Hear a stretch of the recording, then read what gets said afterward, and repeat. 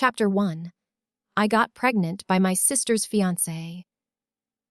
The rain had been falling in restless sheets all evening, drumming against the roof of my small apartment like 1,000 tiny accusations.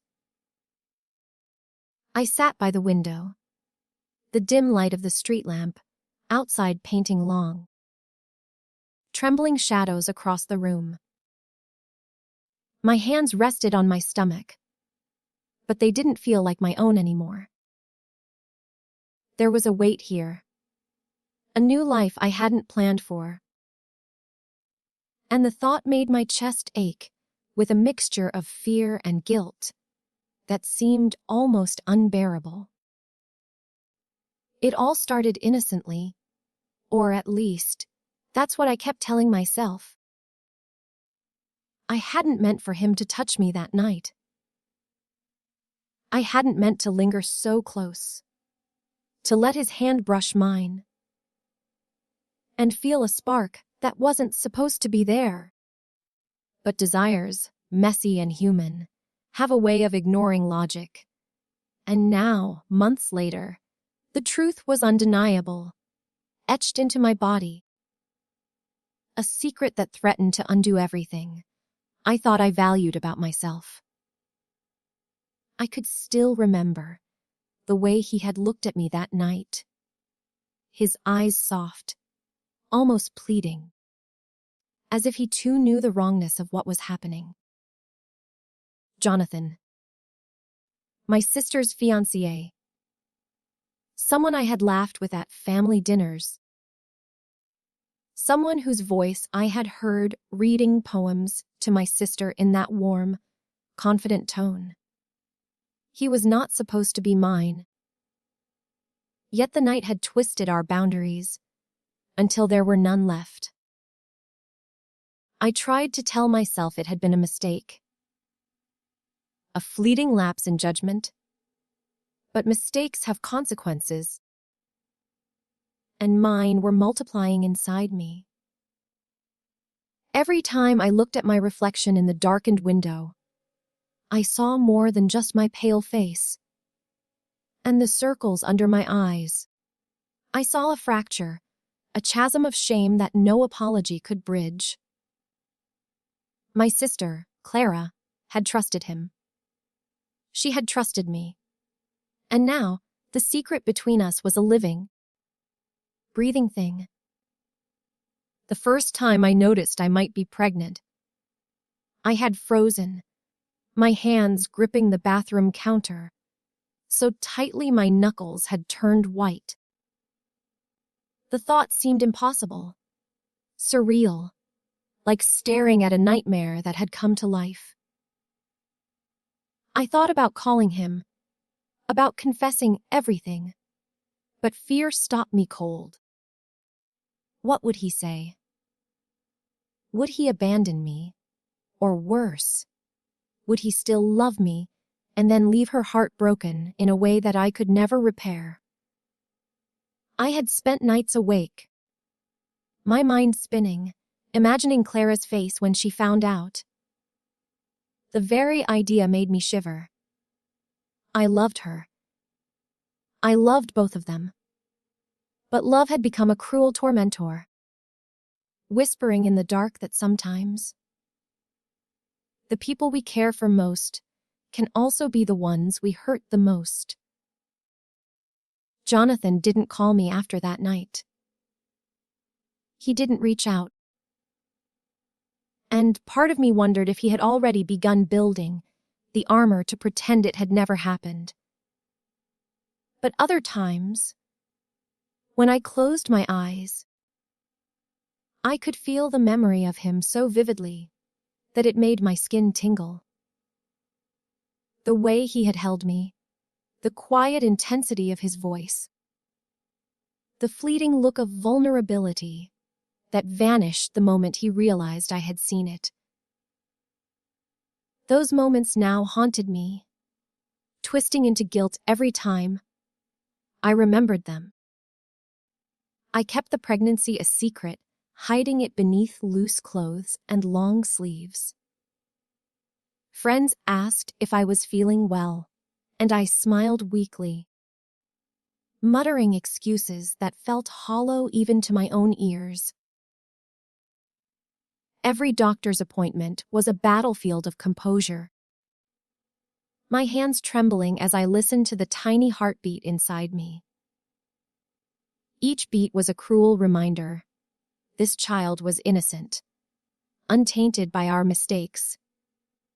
Yet I felt undeserving, tainted, unworthy of hope or happiness. And then there were the nights when I imagined Clara discovering the truth. Would she scream? Would she cry herself into oblivion? Her trust shattered beyond repair? Could I bear to see her pain, knowing I had caused it? The thought made me curl up into myself, wishing I could vanish, erase the past, and undo the choices that had led me here. But the past is merciless, and it waits patiently, ready to confront you when you least expect it. I thought about leaving the city, leaving my family, leaving Clara, leaving everything behind to hide in some anonymous corner of the world. The idea was tempting, almost comforting. But reality pressed in with its own cold hands. How could I abandon my own child? How could I face the knowledge that running away wouldn't erase the scars, just spread them across the lives of everyone I loved? At night, I sometimes whispered to the life growing inside me, apologizing for the circumstances it had been born into, promising love it didn't yet understand. "I'm sorry," I said softly, my fingers tracing my stomach in a protective, desperate gesture. "I'll do everything I can to protect you, to love you, even if it's not the world I wanted for you." The voice that answered back in my own head was filled with both sorrow and determination, a fragile hope that somehow we could survive this together. Yet every morning, reality would return, cruel and unyielding. Jonathan's absence was a silent scream, echoing louder than any words could. Clara's trust remained intact only because she was unaware, and that fact was both a blessing and a curse. Living with this secret was like walking on a tightrope over an abyss. One slip, and everything would collapse. The world outside my window was gray, drenched by the endless rain, mirroring the heaviness I felt in my chest. I pressed my forehead to the cool glass, letting the chill seep into my skin, as if to numb the relentless ache inside me. I had to be strong, I told myself. For the baby, for myself, for the fragile illusion of life I was clinging to.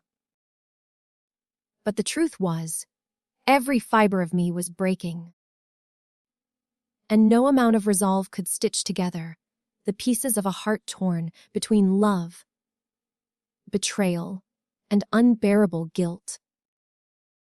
I wondered if Jonathan ever thought of me, if he felt the weight of that night pressing on him, the way it pressed on me.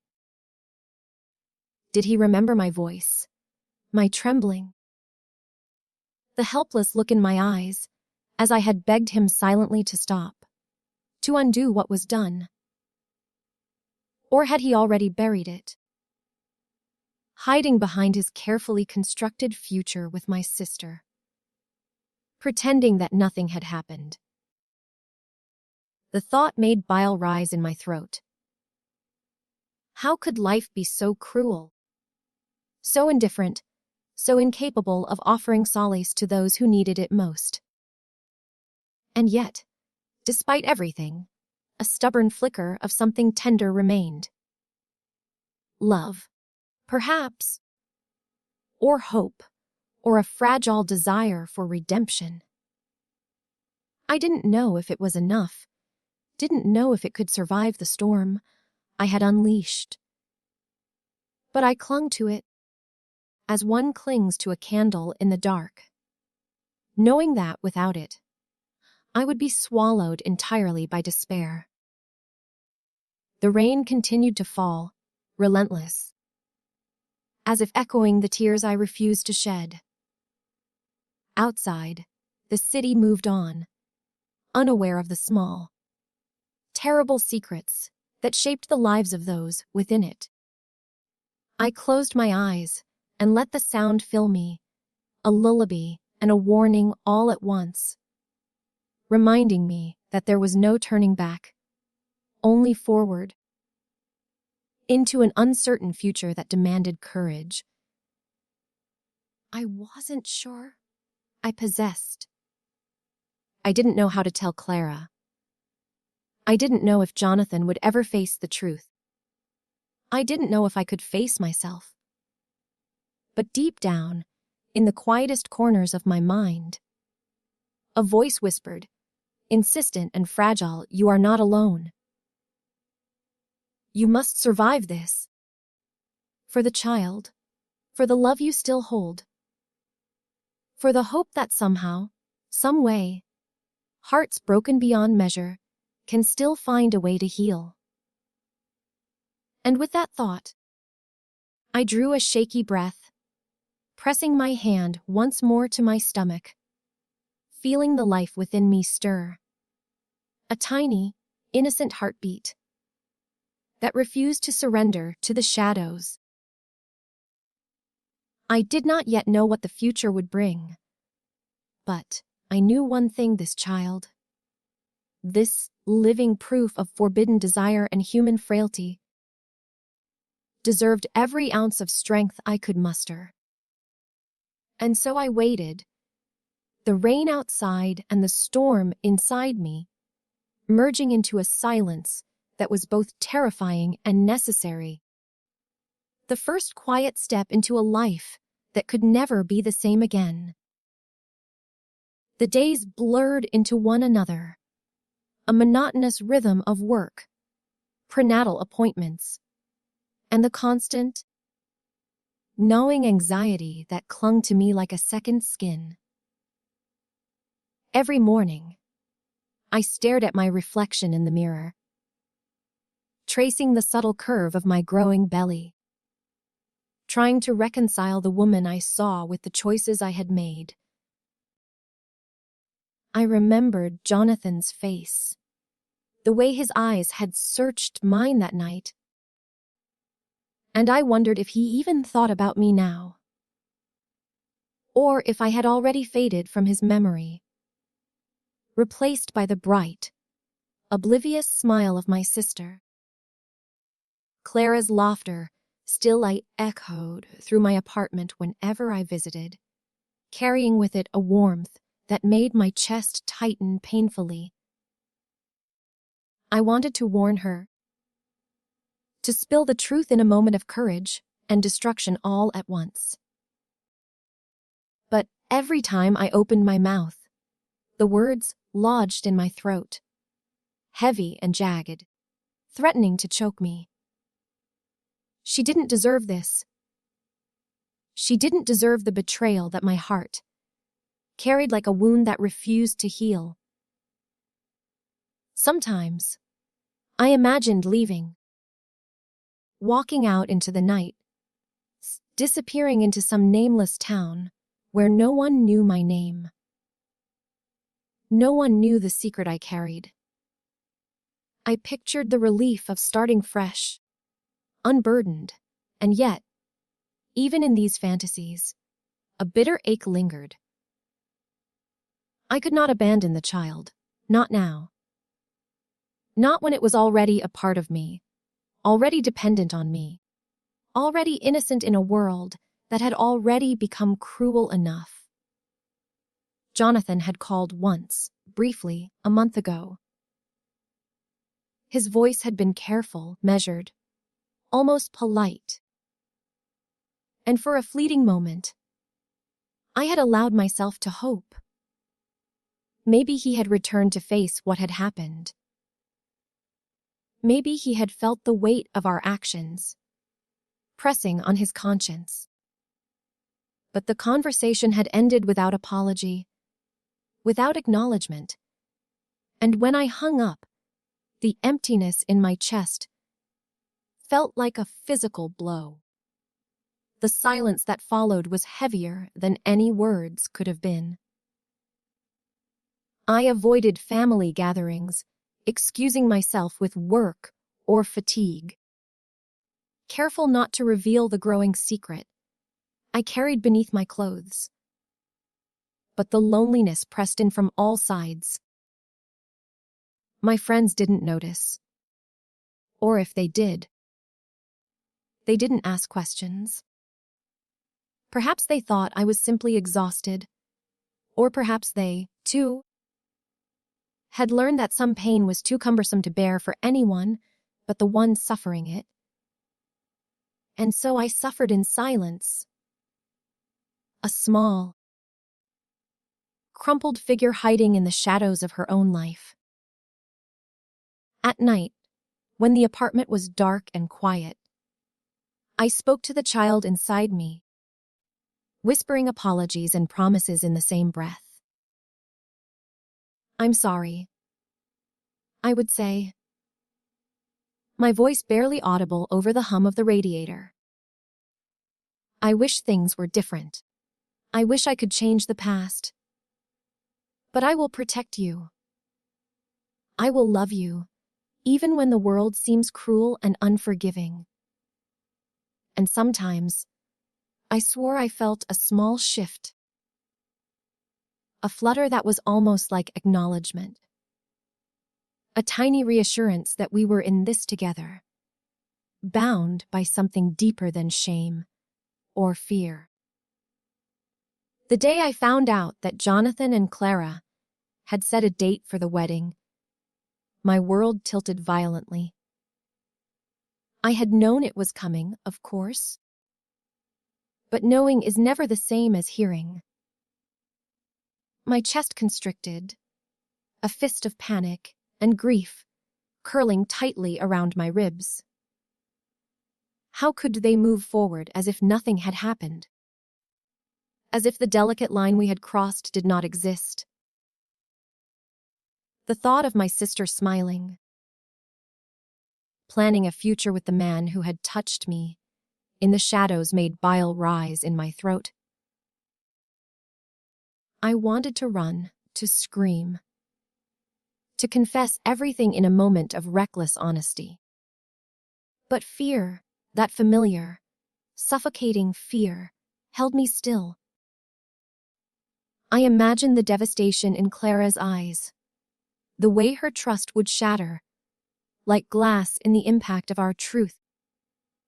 And then, I imagined Jonathan's face, the regret he might carry, the anger, the confusion, and I realized that no matter what I did, no one would escape unscathed.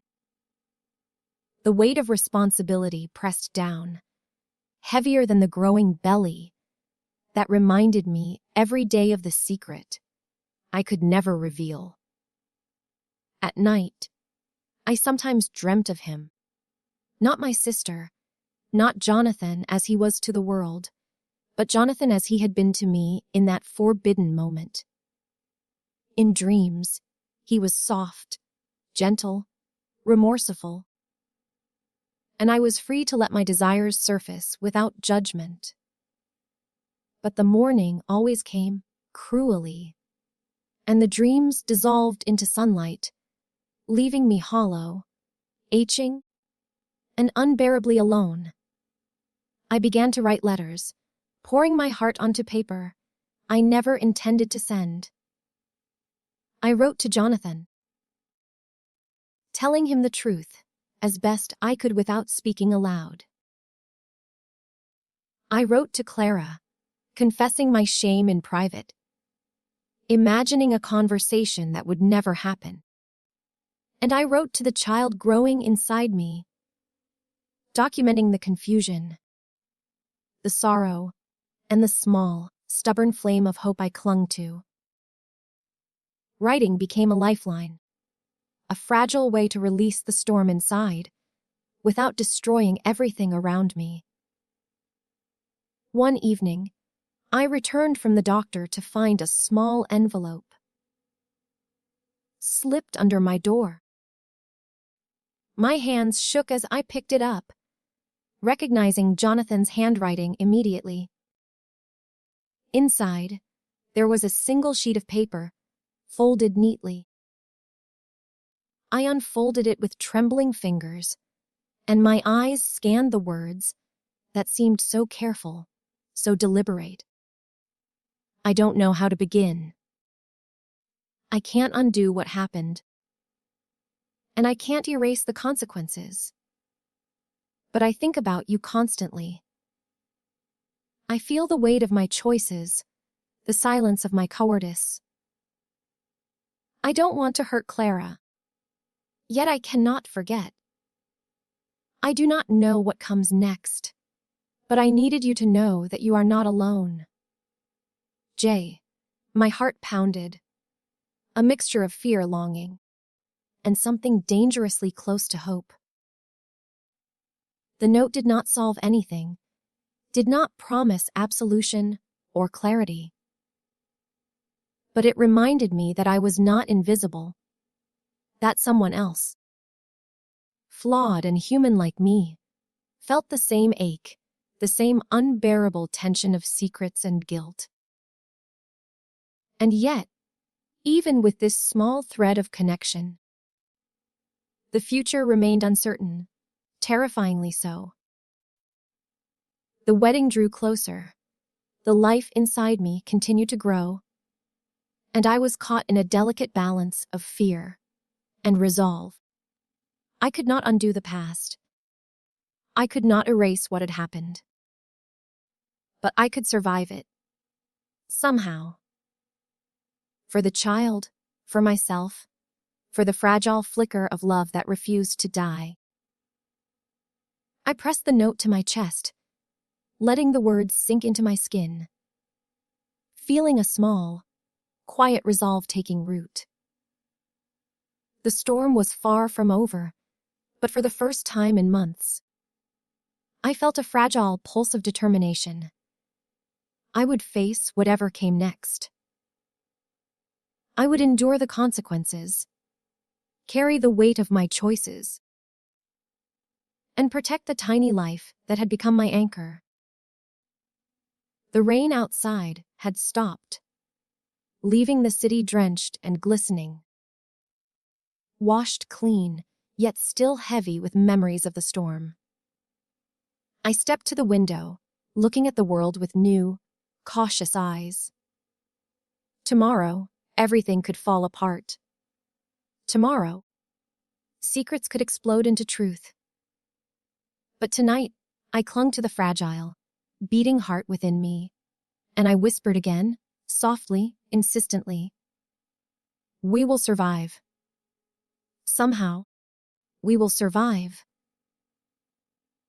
And in that quiet moment, with the night wrapped around me like a fragile shroud, I believed it.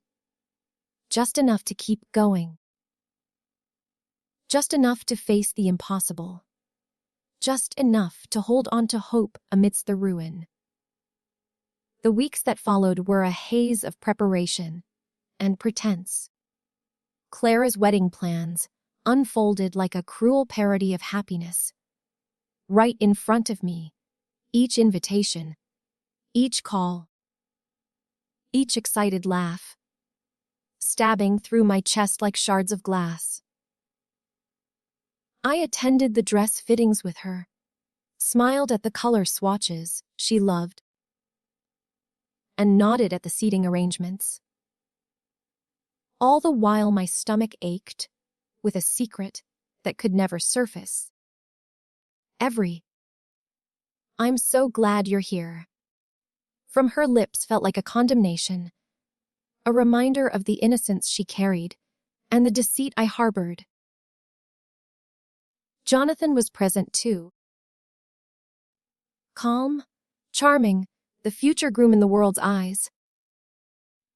His eyes occasionally flickered toward me, small, fleeting glances that carried a storm of unspoken words.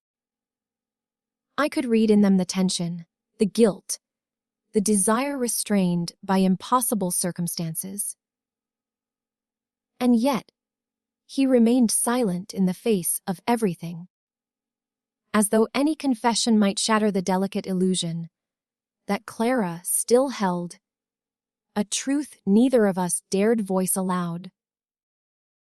Some nights, when the house was quiet and the world felt distant, I found myself weeping quietly in the bathroom, my hands on my belly, wishing I could rewind time, wishing I could unmake the choices that had brought me to this precarious edge.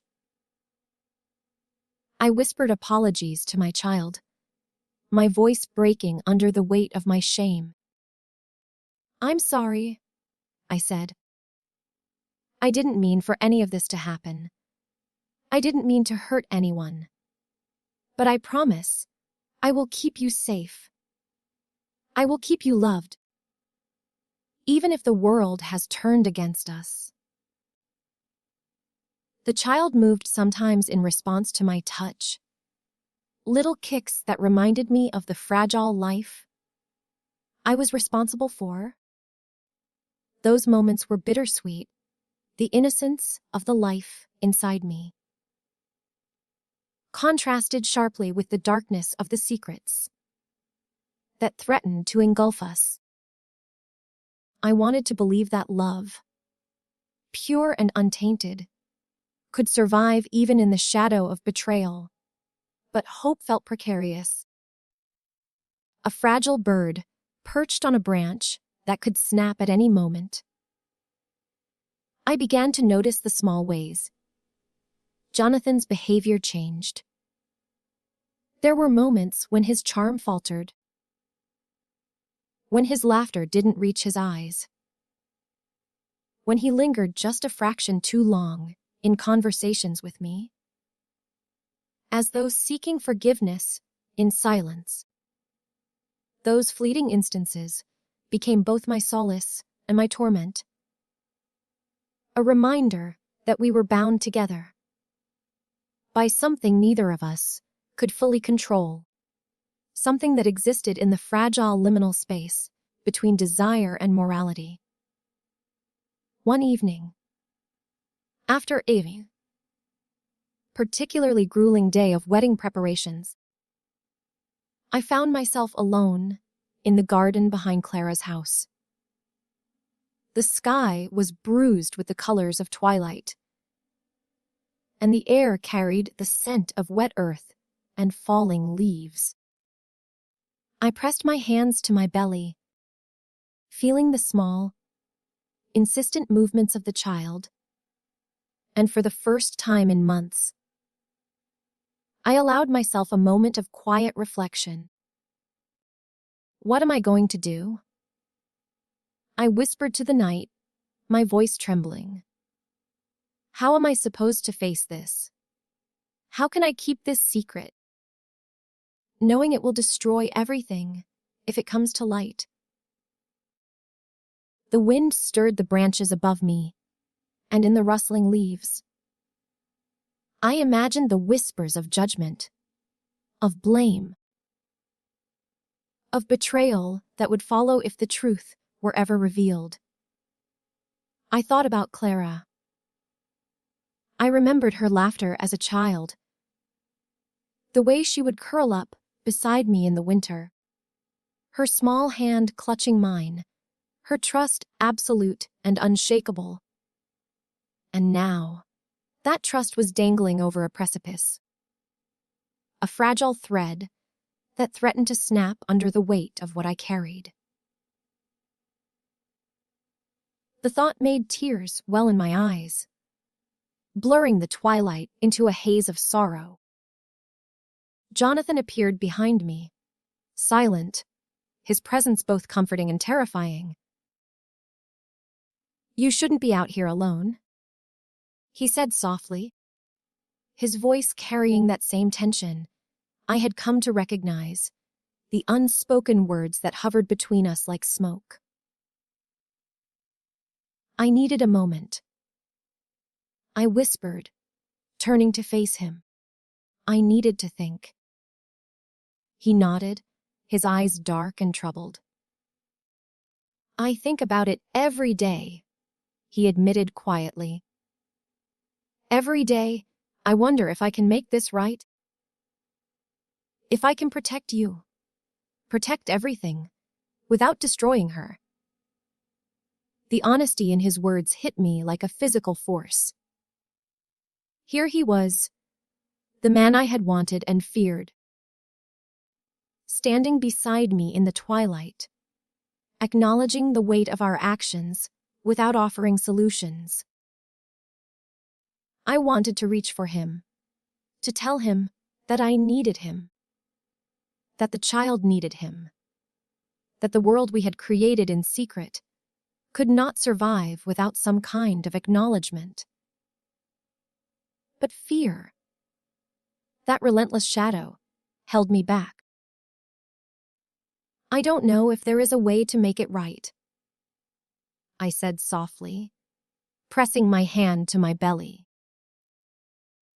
"I don't even know if there is a way to survive this without hurting everyone we love."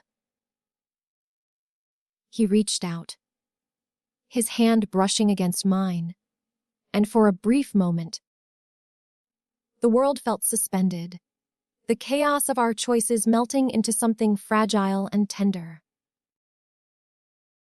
"We'll figure it out," he said. Though his voice betrayed the uncertainty he could not hide. "Together, somehow, we'll figure it out." I wanted to believe him. I wanted to cling to that sliver of hope like a lifeline. But the wedding loomed, and with it, the inevitability of exposure. The risk that everything would unravel in an instant. Every laugh, every shared glance between Clara and Jonathan felt like a countdown to disaster. A cruel reminder that the lives around us were moving forward, while ours teetered on the edge of ruin. The night grew colder, and I shivered, pulling my coat tighter around me. The garden was silent, except for the distant hum of traffic. The world continuing without knowledge of the secret that weighed so heavily on my heart. I looked up at Jonathan, searching his face for answers, for reassurance, for any sign that we could survive this without losing ourselves completely. "I don't want to hurt her," I whispered, almost pleading. "I can't do that. I won't." "I know," he said, his thumb brushing lightly over my hand. "Neither of us wants that. But the truth doesn't care about what we want. It exists anyway." So we stood there in silence, the cold night wrapping around us. And I realized that he was right. No matter how much we wanted to protect Clara, to shield her from the pain, the secret would not stay buried forever. It was growing inside me, living and breathing, a force of nature that could not be contained. And yet, in that moment, despite the terror and the guilt, I felt a strange kind of peace. A recognition that we were in this together, bound by consequences we could not undo, but perhaps capable of navigating them with care. I turned back to the house, the warm glow of lights spilling through the windows, and for the first time, I allowed myself a fragile, trembling hope. Perhaps we could survive this. Perhaps we could protect the innocent. Perhaps we could endure the storm without losing ourselves entirely. The night was long, and the road ahead was perilous. But for the first time, I believed that survival was possible. Not perfect, not painless, but possible. And as I pressed my hand once more to my belly, feeling the small heartbeat that anchored me to a reality I could not escape, I whispered softly, a promise to the child and to myself alike. We will survive this. Somehow we will survive. The days grew heavier as the wedding approached, each one marked by a careful balancing act of pretense and concealment.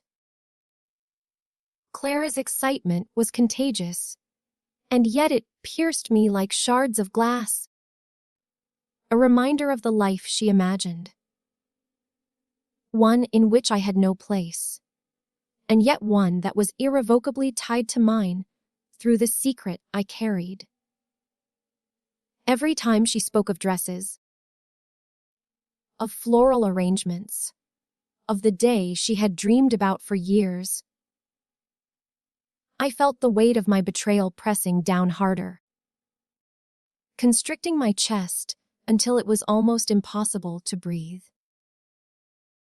I tried to immerse myself in mundane distractions, painting the nursery corner in soft pastel colors, buying tiny clothes and blankets, whispering apologies and promises to the life growing inside me. Each stitch, each careful fold of fabric, was a desperate attempt to create a small pocket of innocence. In a world that had become cruel and unrecognizable, my fingers trembled as I arranged the little shoes side by side, imagining a life where the child could grow without the shadow of shame that now clung to me like a second skin. Jonathan's presence became both a comfort and a torment. He would linger in the corners of rooms, watching me with an intensity that was both tender and unbearably charged. Sometimes he would reach out, brushing my hair from my face, or offering a hand to steady me when dizziness overcame me. And in those moments, the world seemed to tilt on its axis, caught between longing and guilt. But other times, his eyes were distant, guarded, as if he had built an impenetrable wall around the part of himself that still remembered what had happened, the part that feared the consequences as much as I did. One evening, I found myself sitting on the balcony, the cool wind cutting through the summer air, my thoughts spiraling. The city below shimmered with lights, oblivious to the private torment that had taken root in my life. I traced the contours of my belly, feeling the small movements of the child, and the tears I had held back for weeks finally spilled over. They streamed silently down my cheeks, hot and relentless, carving paths through the quiet despair that had settled deep within me. I'm sorry. I whispered into the night, my voice trembling. I didn't mean for any of this to happen. I didn't mean to hurt anyone. But I will protect you, no matter what. I promise.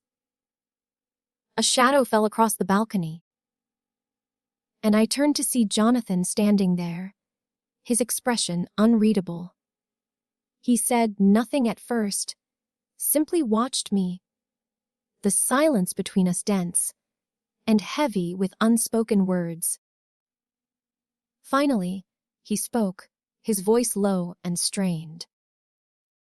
"You shouldn't be carrying this alone," he said. "Whatever happens, I need to be here. For you. For the baby."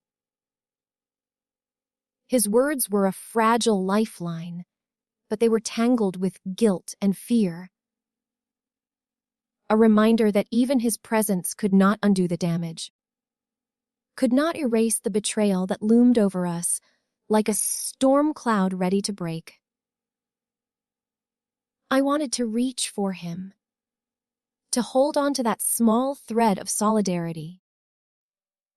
But the fear of consequences, of Clara's inevitable heartbreak, kept my arms at my sides. "I don't know if it's possible," I admitted, my voice breaking. "I don't know if we can protect her or ourselves, or anyone. Everything feels like it's falling apart." He stepped closer, a careful, tentative movement. And for a moment, the world seemed suspended. "I don't know either," he said. "But I can't ignore this. I can't pretend it didn't happen. I can't pretend that you're not here, that you're not part of this. And neither can you." The truth of his words hit me like a physical blow. I had spent weeks, months even, carrying the weight of the secret alone, imagining that isolation was my only defense. And yet, here he was, acknowledging the gravity of our actions, accepting his role in the consequences we could no longer avoid. "I'm scared," I whispered, pressing my hands to my belly. "I'm terrified of what's coming, of losing everything, of hurting her. I don't know if I can survive it." His hand brushed against mine, warm and grounding. "We'll survive it," he said, though the uncertainty in his eyes betrayed him. "We'll figure it out. Together?" The wedding day arrived like a storm, tense and inevitable.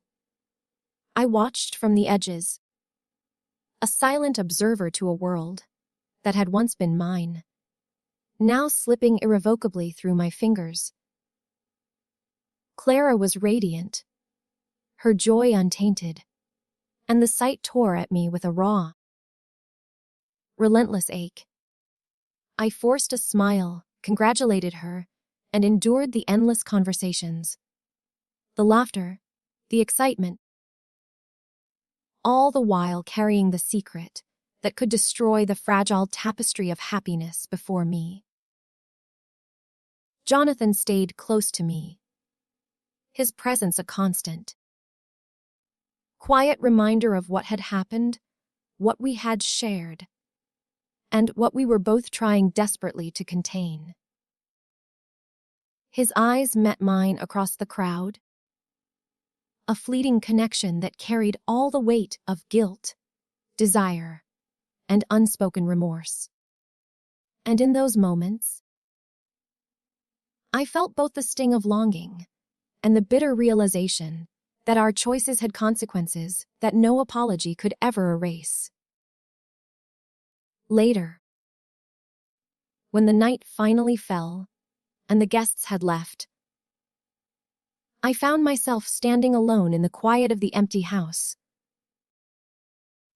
The echoes of celebration still lingered, a painful reminder of the innocence lost and the betrayal that had unfolded in silence. I pressed my hands to my belly, feeling the life within me move, a small, defiant pulse that anchored me amidst the chaos. Jonathan appeared behind me, his footsteps soft. He didn't speak at first, simply stood there, the weight of the moment settling between us. "Finally," he said, "we can't go back. We can't undo what happened. But maybe we can still make it through. Protect her, protect the child, protect ourselves somehow. I turned to face him, my eyes wet, my heart pounding with a mixture of fear and longing. I don't know if I can, I whispered. I don't know if I'm strong enough to carry this, to survive it, to forgive myself. He stepped closer, his hand resting lightly on my shoulder. You are, he said firmly, though his own voice trembled. You're stronger than you know, and you're not alone. We'll face it together. For the first time in months, a fragile, tentative hope took root within me. The road ahead was uncertain, perilous, and filled with heartache I could not yet imagine. But in that quiet moment, with Jonathan by my side, and the life inside me moving with small, insistent certainty, I allowed myself to believe that somehow we could endure. Somehow we could survive the storm we had created, and perhaps, one day, find a way to forgive ourselves and each other.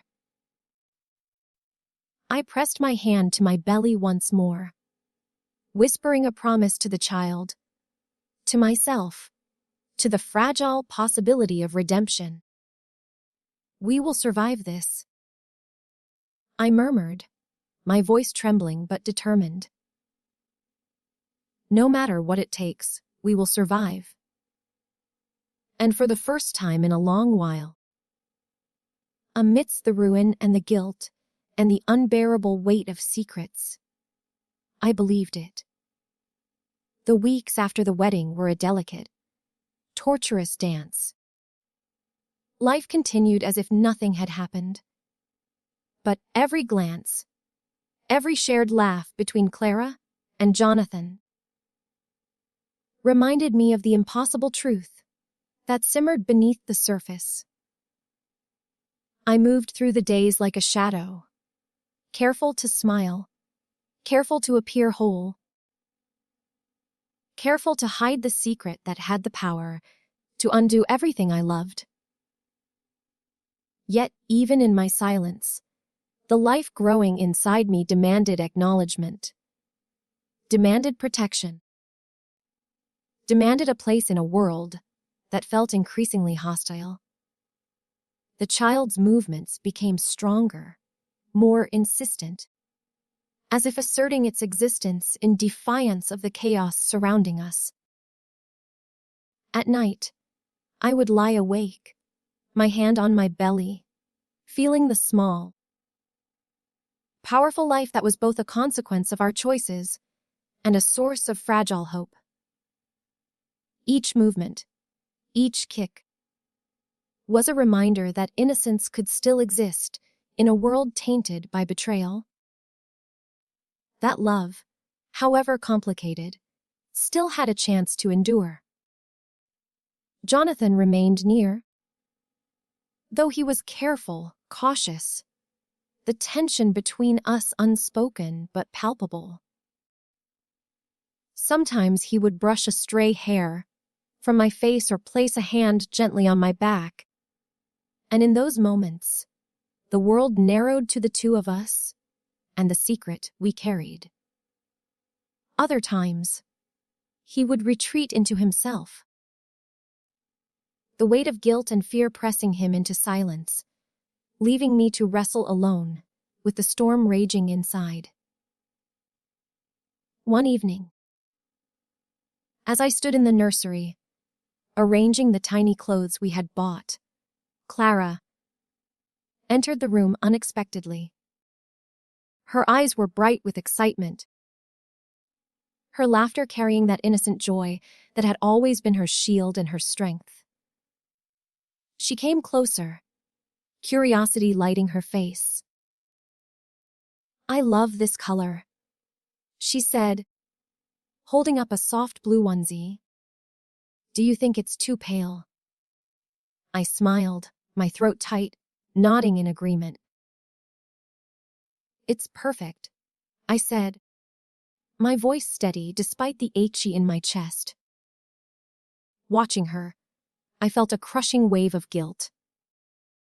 She had no idea of the truth. No idea of the storm that had raged in the shadows of our lives. No idea that her future happiness was balanced precariously on a secret that could destroy everything. After she left, I sank to the floor, my back against the wall, hands on my belly. The life inside me wriggled, and I whispered apologies and promises, my voice barely audible in the empty room. I'm sorry, I murmured. I didn't mean for this to happen. I didn't mean to hurt anyone. But I will love you. I will protect you, and I will do everything I can to keep you safe. The night deepened, and the silence of the house enveloped me. Jonathan joined me quietly, sitting beside me on the floor. He did not speak at first, simply let the shared weight of our secret fill the space. Finally, he reached for my hand, his fingers entwining with mine in a gesture of fragile solidarity. We can't change what happened, he said softly. We can't undo it, but we can survive it. We can protect her, and we can protect this life. And maybe, somehow, we can forgive ourselves too. I nodded, tears spilling down my cheeks. A mixture of relief and grief, and hope that threatened to overwhelm me. I want to believe that, I whispered. I want to believe we can survive this, that we can protect the ones we love, that there's some way forward. He squeezed my hand gently. There is, he said. It won't be easy. It won't be simple. But we'll figure it out together. The months passed slowly, each day a careful negotiation between appearances and truth, between guilt and hope. I gave birth to a healthy child in the quiet hours of a gray morning, the world outside still asleep, unaware of the storm that had preceded this small miracle. Holding the tiny, fragile body in my arms, I felt a sense of peace I hadn't known in years. The innocence of this life, the purity of its presence, was a balm to the wounds of the past. Jonathan was there, silent and supportive, never overstepping, never speaking of what had happened, but his presence was steady, grounding. A reminder that even in the aftermath of betrayal, human hearts could still find ways to connect, to endure, to survive. Clara, still unaware, rejoiced in her new role as an aunt, her love for the child pure and untainted.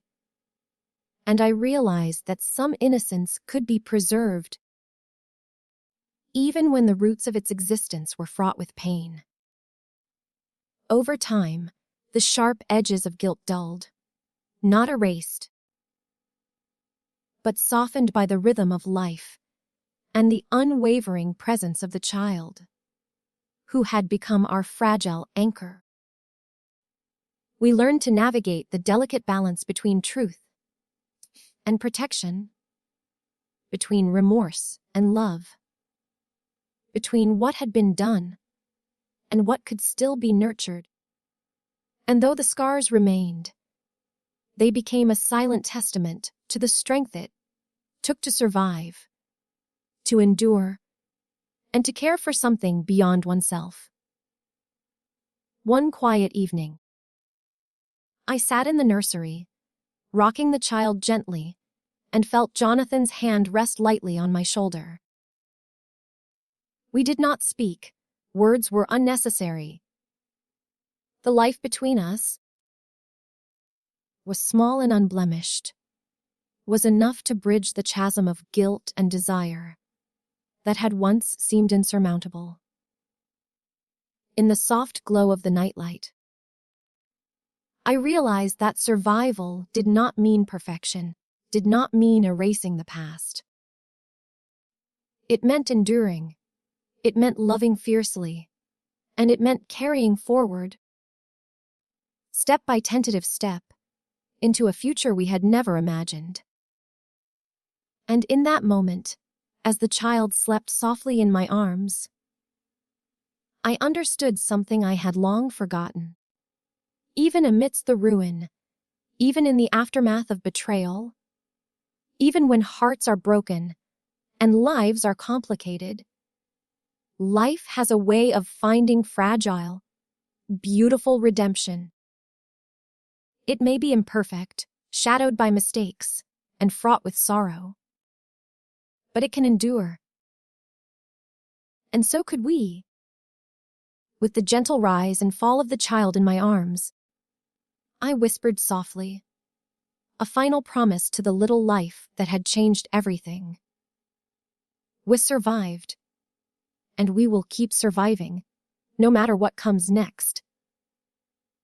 I will love you, always. And for the first time in what felt like forever, I allowed myself to believe it, to truly feel it. That even after the deepest pain, even after the harshest betrayals, love could persist, life could endure, and hearts, even broken hearts, could heal.